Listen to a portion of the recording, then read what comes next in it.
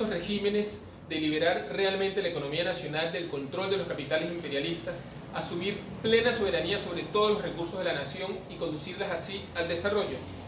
Trotsky dirá que no.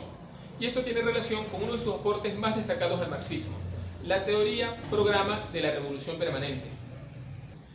Trotsky retoma y actualiza una perspectiva trazada por Marx a mediados del siglo XIX.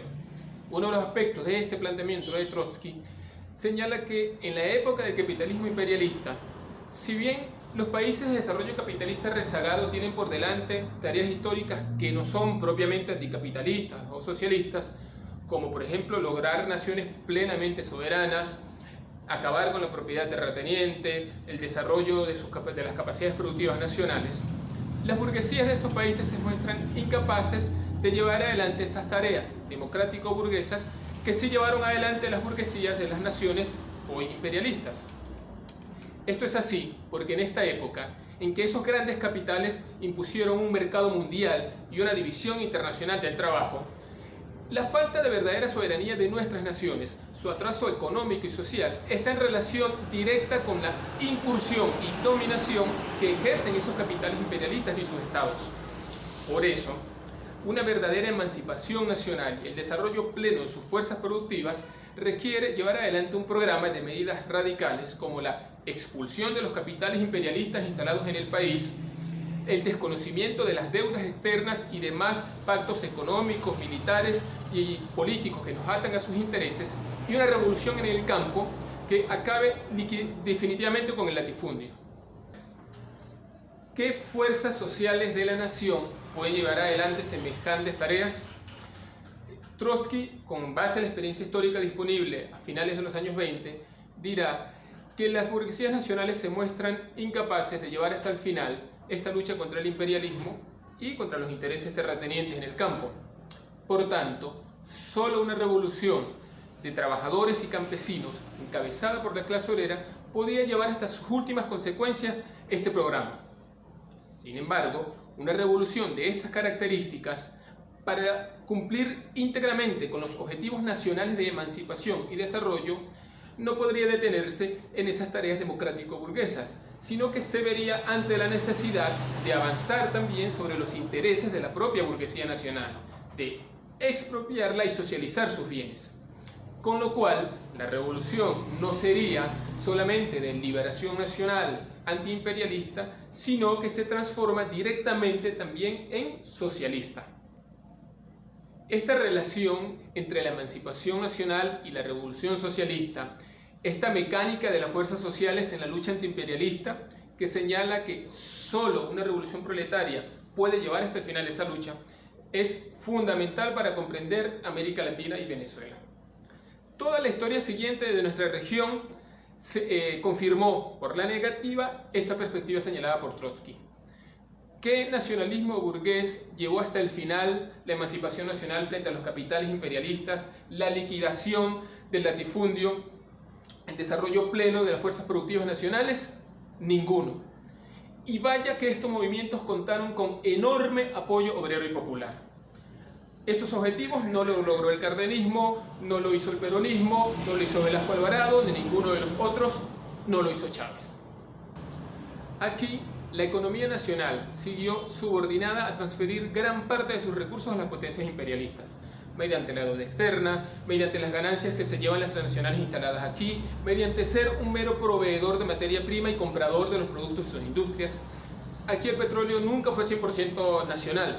Se mantuvieron los pulpos imperialistas de siempre, más la incorporación de los capitales chinos y rusos. Aquí no se acabó ni de cerca con el latifundio, mucho menos se desarrollaron las fuerzas productivas nacionales.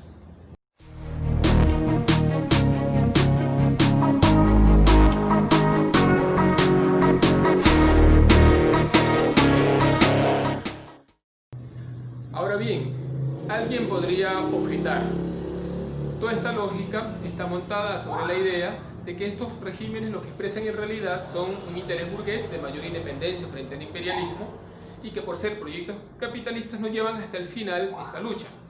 Sin embargo, ¿qué burguesía nacionalista expresaba Chávez si más bien la burguesía lo enfrentó alineándose con el imperialismo? No contaba con ningún sector burgués de peso detrás. Bueno, esto es sí y no. Primero que nada, no hace falta ser un empresario para encabezar un proyecto político capitalista. Por otro lado, aunque Chávez y su movimiento no provienen de los partidos orgánicos de la burguesía, sí provienen de un sector clave del aparato del Estado burgués, las Fuerzas Armadas. Pero además, si bien la mayoría de la burguesía venezolana no lo acompañó, sí lo hicieron sectores importantes de la burguesía media y no tan media.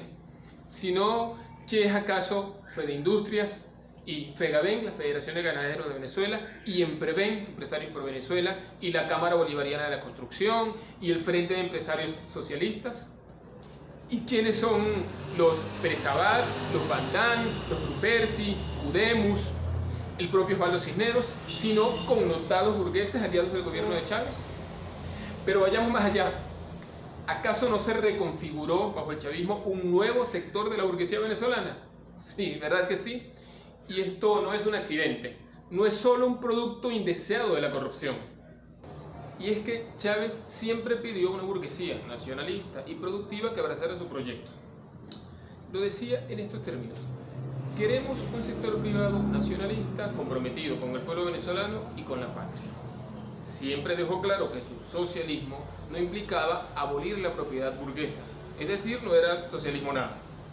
Afirmaba claramente: nosotros no tenemos prevista la eliminación de la propiedad privada, ni la grande ni la pequeña. Su gran punto era que la burguesía venezolana dejara de ser parasitaria y se volviera productiva y nacionalista para desarrollar el país. Por eso es un nacionalismo burgués. Y se lo explicaba a los empresarios claramente así: este gobierno no está subordinado a ningún otro interés que no sea el interés nacional. Y cuando defendemos el interés nacional, estamos al mismo tiempo defendiendo el interés del sector privado nacional. No son contradictorios, están absolutamente ligados.